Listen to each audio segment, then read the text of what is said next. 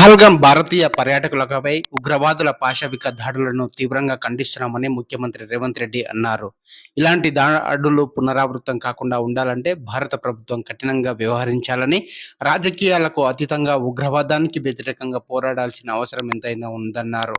ఉగ్రవాదంపై భారత ప్రభుత్వం చేపట్టే ప్రతి చర్యకు మద్దతు పలికేందుకు అందరం సిద్ధంగా ఉన్నామని, అందరం ఏకమై తీవ్రవాదాన్ని అంతమొందించి దేశ సార్వభౌమత్వాన్ని కాపాడుకోవాలన్నారు.